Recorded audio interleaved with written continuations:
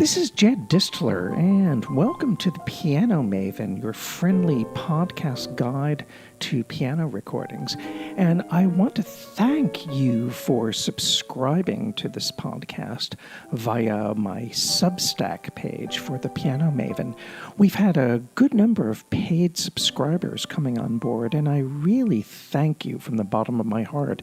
And I thank free subscribers as well, although if you do take out a paid subscription, you get all kinds of goodies, such as our Piano Maven Zoom Hangout meetings, where we will be listening to recordings and talking about all kinds of piano issues, performances, concerts, trends, competitions, you name it.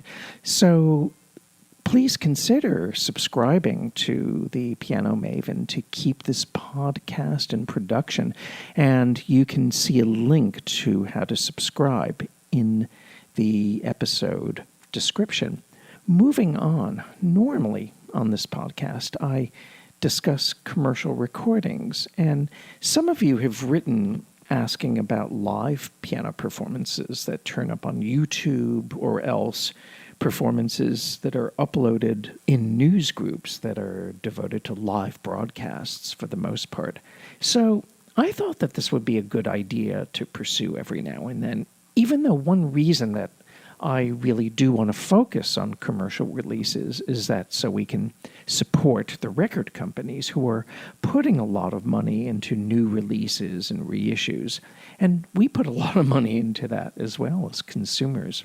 Yet, at the same time, when certain recordings that we might want to hear happen to be out of print or they are extremely difficult to source, then that's where websites such as archive.org come in very handy. I am a big fan of archive.org. It contains one of the largest depositories of recordings available for streaming or to download for free. And I often go there in search of unusual, obscure, or out-of-print items to play on my weekly radio show Between the Keys. For instance, there are boatloads of out-of-print piano recordings that only came out on LP that people have uploaded onto archive.org. Now, the quality of the transfers are very variable, so you have to be really aware. Like sometimes you'll get the scratchiest, worn-out copies of certain LPs uploaded. That also goes for the gazillions of old 78s that people upload to archive.org. But recently on this site, I've been stumbling upon some live concerts with pianists, which I guess have been sourced from audience recordings or maybe from broadcasts. Again, the sound quality is variable, so it's really hard to know what the source material is. But when it comes to this website, you just have to be patient and you just keep on digging and listening and figuring things out. There's one concert that I recently hit upon while exploring archive.org that I want to talk about on this episode. It features the pianist Eric Liu. He first came to my attention in 2015 when he won 4th prize as one of the finalists in the Warsaw Chopin competition. And 3 years later, in 2018, the 20-year-old pianist won 1st prize in the 2018 International Leeds competition. And then he signed with Warner Classics. In fact, I was hired to write the booklet notes for his Warner Classics solo debut CD, which contained the 24 Chopin Preludes, Opus 28, and I think, definitely, it contained works of Brahms and Schumann. I don't have that disc right in front of me, but I do remember writing the notes for it. I did write the notes for it, but I didn't get the audio at the time when I was writing the notes. Anyway, Eric Liu has gone on to a very respectable and very busy career, and I can't say that I have been following his activities with any consistency, but I've always enjoyed his playing, and I admire the strong personality that always comes through the playing.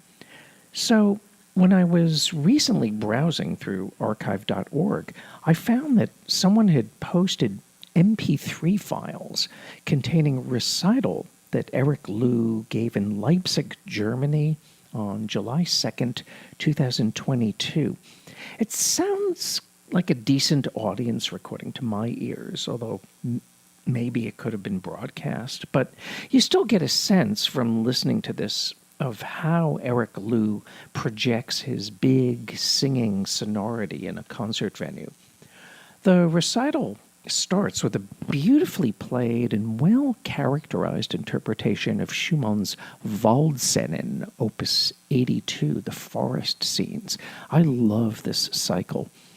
And Eric Lew really sets the right atmosphere in these pieces, maybe not to such magical effect as in the old Sviatoslav Richter studio recording from the 50s, or more recently, that marvelous live recording that was on Sony Classics with Arkady Volodos. That's a fantastic Waldszenen. But Eric Lew gives a lovely performance all the same. I really enjoyed it.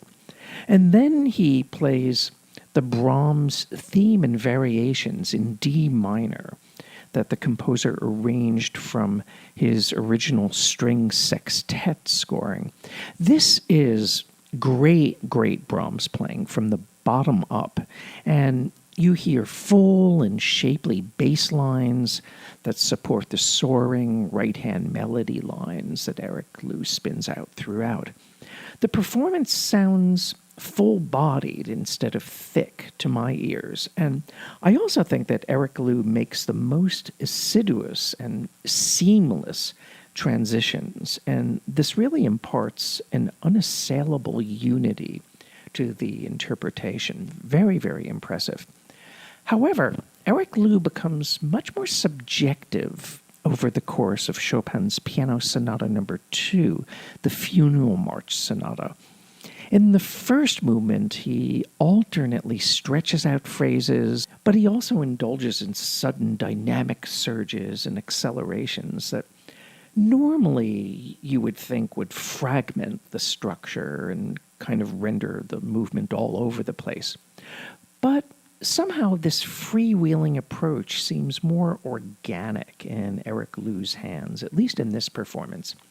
Maybe less so in the scherzo, where I think some of the retards and some of the emphatic broadenings at phrase ends kind of belabor the obvious. But the freedom with which Eric Lew plays that trio section,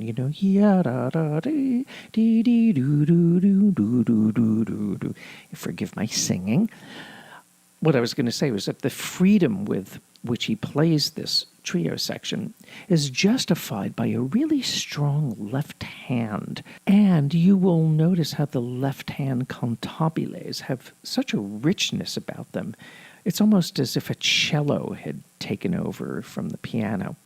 The Funeral March movement, though, is definitely on the slow side. I think it's too slow for my taste. But it's a big and epic conception. And if Eric Lew doesn't generate the same kind of excruciating tension that I find absolutely gripping when a pianist like Alexander Gadzhiev, for example, plays this piece, I admire Eric Lew's resolutely steady pacing. At least he holds your interest. And then he effortlessly, perhaps even offhandedly, sails through the finale's fast unison lines. And then as an encore, he gives the slow movement from Mozart's Sonata Kochel 330. It's a sonata in C major. This slow movement is in F major. This is beautifully modulated pianism. It's often rounded off at phrase ends, and it's very pretty, but I kind of miss the really multi-leveled operatic kind of sensibility that you hear from other pianists. I'm thinking even with Vladimir Horowitz and his Moscow performance. So, on balance, this recital with Eric Liu is most enjoyable. I've posted the archive.org link to either stream or download this concert, although if you download it, you're going to have to tag the files yourself, which is a little bit of a pain in the butt, but anyway, at least you can get the music. So do check out Eric Liu live in Leipzig on July 2nd, 2022, which you can find on archive.org. This is Jed Disler, and you've been listening to The Piano Maven, your friendly podcast guide to piano recordings. Thanks for listening, and I look forward to being with you for the next episode.